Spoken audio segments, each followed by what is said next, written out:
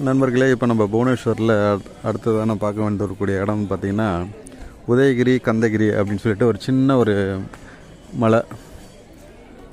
இந்த உதயகிரியில் வந்து பார்த்திங்கன்னா ஒரு 18 குகைகள், எல்லாமே குகை தான். அதாவது சமணர், பௌத்தர் அந்த துறவிங்களுக்காக இது ஏற்படுத்தப்பட்டது. கிட்டத்தட்ட ஒரு 2200 வருஷத்திற்கு முற்பட்டது. அந்த மலையை அப்படியே குடஞ்சி வச்சுருக்காங்க. இப்போ நம்ம பார்க்குறது வந்து உதயகிரி, அதுக்கு எதிர்த்த மாதிரி ஒரு மலையில் இருக்கிறது வந்து கந்தகிரி. இதில் வந்து பார்த்திங்கன்னா ஃபுல்லாக நம்ம எல்லோராவில் இருக்கிற மாதிரி மலைகளை குடஞ்சி வச்சுருக்காங்க. ரொம்ப ஒரு அற்புதமான ஒரு ஸ்தலம் இது. நான் பாறைங்களையே குடஞ்சி வீடு மாதிரிலாம் பண்ணியிருக்காங்க பாருங்க. அதுலேயே வந்து சிற்பங்கள்லாம் பண்ணியிருக்காங்க.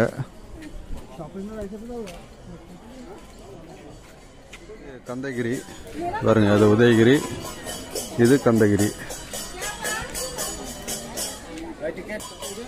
இதுக்கு சில படிகள் இருக்கு, ஒரு 100 படி இருக்குன்னு நினைக்கிறேன்.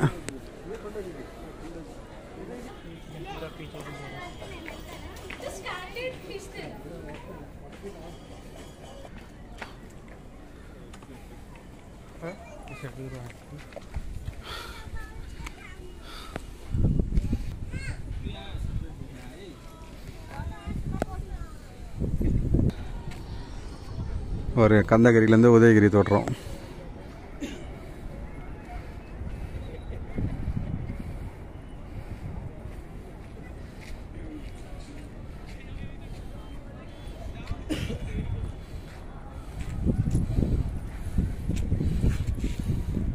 இந்த கந்தகிரி உச்சியில் பார்த்தீங்கன்னா மகாவீரருக்கு ஒரு கோயில் இருக்குது, சிறப்பாக பண்ணியிருக்காங்க.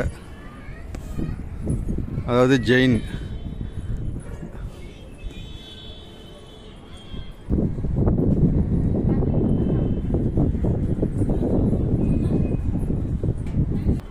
இவர் வந்து 1008வது தீர்த்தங்கரர் அப்படின்னு போட்டிருக்காங்க.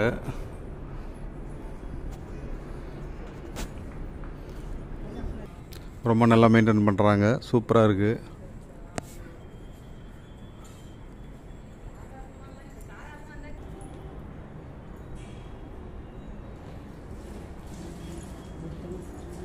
பார்த்தீங்கன்னா மார்பிள்ஸில் ஒரு ஸ்தூபி மாதிரி ஒன்று வச்சுருக்காங்க இங்கேயும். ஆமாம் ஆமாம், இது மகாவீரர். இங்கேருந்து புவனேஸ்வர் தோற்றத்தை ஓரளவுக்கு பார்க்கலாம். பாருங்க, சிட்டிக்குள்ளே ஒரு சின்ன 2 மலைன்றது ஒரு அற்புதமான ஒரு பாயிண்ட். இது ஃபுல்லாக நகரம், அதுக்கு நடுப்புற 2 திட்டு மலை.